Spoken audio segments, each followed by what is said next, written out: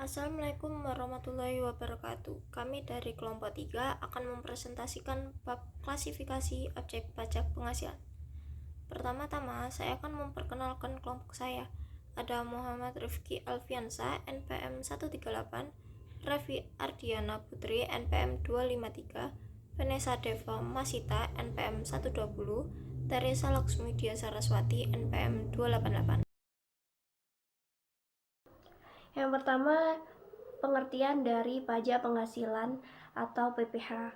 Pajak penghasilan adalah iuran wajib yang dikenakan negara kepada individu atau badan atas penghasilan yang mereka terima atau peroleh dalam suatu tahun pajak, dan penghasilan ini bisa berupa gaji, keuntungan usaha, bunga, dividen, sewa, dan berbagai sumber pendapatan lainnya.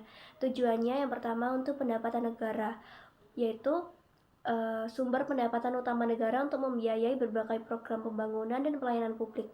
Lalu yang kedua, untuk keadilan sosial. Pajak penghasilan diharapkan dapat mewujudkan keadilan sosial dengan membebankan pajak sesuai dengan kemampuan ekonomi masing-masing wajib pajak. Lalu untuk mengendalikan inflasi dengan menarik sebagian pendapatan masyarakat yang dapat membantu mengurangi daya beli masyarakat sehingga menekankan laju inflasi. Lalu untuk mendorong pertumbuhan ekonomi, dengan kebijakan pajak yang tepat dapat mendorong investasi dan kegiatan ekonomi lainnya. Teori-teori yang mendukung pajak penghasilan. Itu ada teori manfaat yang dipandang sebagai imbalan atas manfaat yang diterima wajib pajak dari pemerintah. Lalu ada teori kapasitas, pajak dibebankan sesuai dengan kemampuan ekonomi wajib pajak. Lalu ada teori keadilan, pajak harus diterapkan secara adil dan merata. Lalu untuk konsep penting dalam pajak penghasilan itu ada tahun pajak, yaitu periode waktu 1 tahun yang digunakan untuk menghitung pajak penghasilan. Lalu ada SPT. SPT itu surat pemberitahuan, adalah dokumen yang digunakan wajib pajak untuk melaporkan penghasilan dan perhitungan lainnya. Lalu ada NPWP, nomor pokok wajib pajak, adalah identitas wajib pajak dalam sistem perpajakan. Lalu penghasilan kena pajak, penghasilan yang dapat dikenakan pajak setelah dikurangi dengan pengurangan yang diizinkan. Perbedaan pajak penghasilan final dan pajak penghasilan non-final. Untuk pajak penghasilan final sendiri, untuk pengertiannya adalah pajak yang sudah final atau selesai saat diterima wajib pajak. Artinya, pajak sudah langsung dipotong pada saat pembayaran penghasilan dan tidak perlu diperhitungkan lagi dalam SPT tahunan. Untuk karakteristiknya, tarif pajak sudah ditetapkan dan bersifat final, lalu tidak dapat dikreditkan dengan pajak yang sudah dibayar sebelumnya. Tidak dapat digabungkan dengan penghasilan lain dalam perhitungan SPT tahunan. Lalu untuk pajak penghasilan non final, untuk pengertiannya adalah pajak yang belum final atau masih dapat diperhitungkan kembali. Wajib pajak perlu melaporkan penghasilan ini dalam SPT tahunan dan menghitung pajaknya sesuai dengan tarif progresif. Karakteristiknya sendiri itu tarif pajak bersifat progresif, semakin tinggi penghasilan, semakin tinggi pula tarif pajaknya. Dapat dikreditkan dengan pajak yang sudah dibayar sebelumnya, misalnya pajak yang dipotong oleh pemberi kerja. Dapat digabungkan dengan penghasilan lain dalam perhitungan SPT tahunan.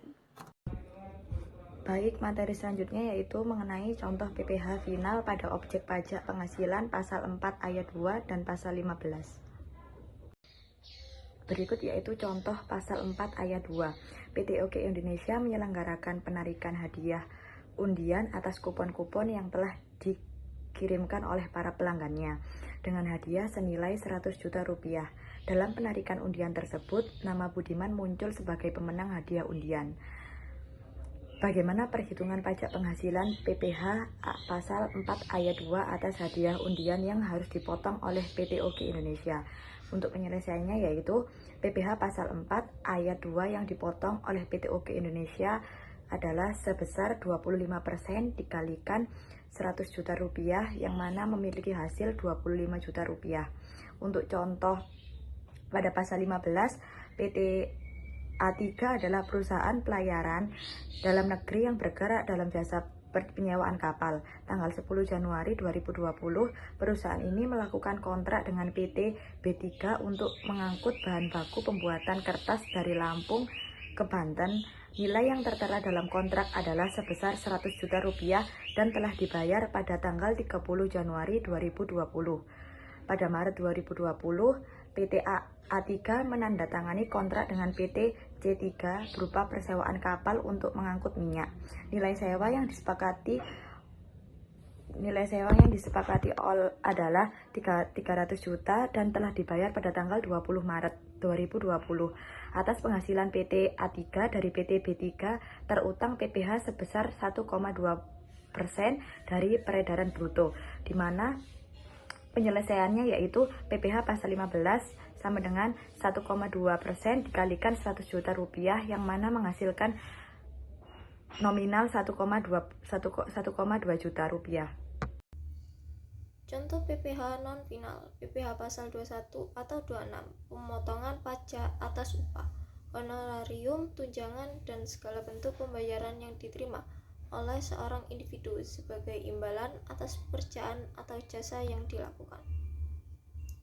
PPh pasal 22, pajak penghasilan yang dipungut saat terjadi transaksi tertentu, terutama yang berkaitan dengan kegiatan usaha, seperti transaksi ekspor dan impor, pembelian barang tertentu.